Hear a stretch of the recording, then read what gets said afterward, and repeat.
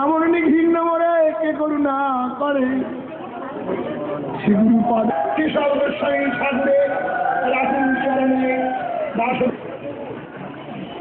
শিক্ষা করুন ভজন বল নাই। তারা আমাকে একবারেই বললেন যে সভাপতি এখন তাদের আদেশ তো করা যায় না, তাদের চরণের মস্তকে ধারণ করে আমি মনে করি যে আমার বিবাদর্ম এবং পরম পূজ্যবাদ যার আজকে সুরালিদা তিথি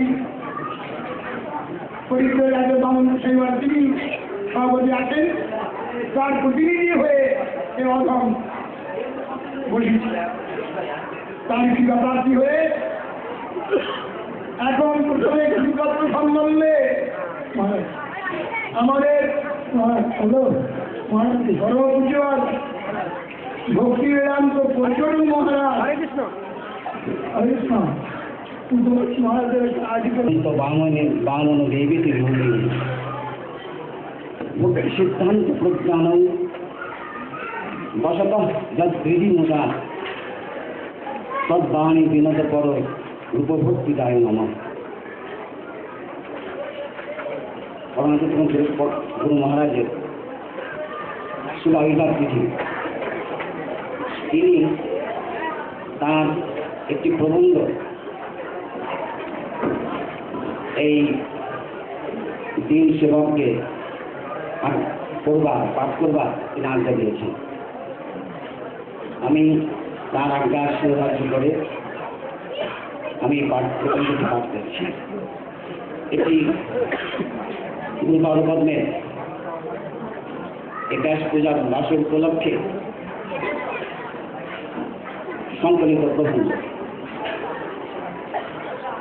আজ একটা বিশেষ দিন, শ্রী ব্যাস পূজা বাসনে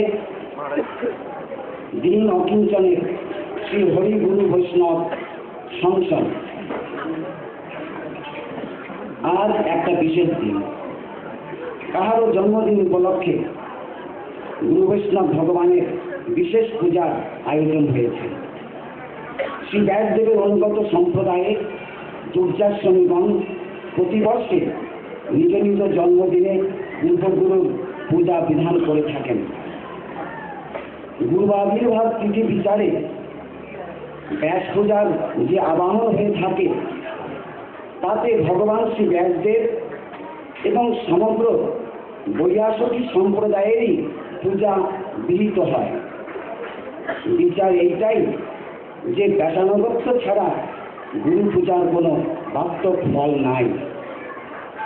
শ্রী ব্যাসদেব ভগবানের অভিন্ন মূর্তি, প্রকাশ বিগ্রহ।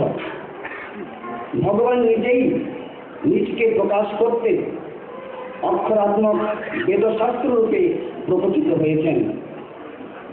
আবার সেই বেদ সাধারণভাবে বুদ্ধির অগম্য বলে তার বিস্তারের প্রয়োজন হয়ে পড়ে।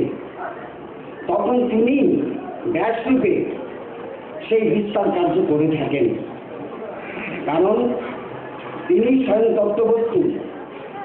তিনি স্বয়ং নিজেকে নিজে না জানালে কেউই তাকে যথাযথভাবে জানতে পারে না। বেদৈষ্ঠ সর্বই রহমেব বেদ্য বেদান্ত কৃত বেদ বিদেব চাহম। শ্রীকৃষ্ণ বলছেন, আমি তো সেই বেদ প্রতিপাদ্য বস্তু, আমি বেদের তাৎপর্য বেদ্যা, আমি বেদান্ত প্রকাশক। সুতরাং সেই ব্যাসানুগত্য ছাড়া ভগবানকে জানার আর কোন সুষ্ঠু উপায় নাই। শ্রী গুরুদেব সেই ব্যাসদেবেরই প্রতিনিধিত্ব করে ভগবত তত্ত্ব প্রকাশ করেন। এই জন্য শ্রী গুরু পূজা অর্থে ব্যাস পূজাকেই লক্ষ্য করা হয়। এইটাই ব্যাসানুগ সম্প্রদায়ের বৈশিষ্ট্য। শ্রী গুরু তত্ত্ব ও শ্রী ব্যাস তত্ত্ব একই তত্ত্ব। তাই শ্রী ব্যাস পূজার নামান্তর শ্রী গুরু পাদপদ্মে পাদ্যার্পণ।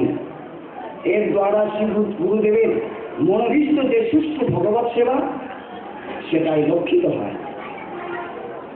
শাস্ত্র বলেন, তদ্বিজ্ঞানাত্মং সদ্গুণেবাপি গচ্ছেৎ সমিতানি সত্রিয়ং ব্রহ্মনিষ্ঠম।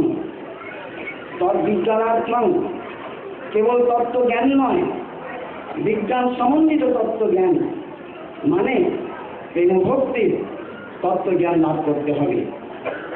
কেবল তত্ত্বজ্ঞানে অনেক ক্ষেত্রে নির্বিশেষ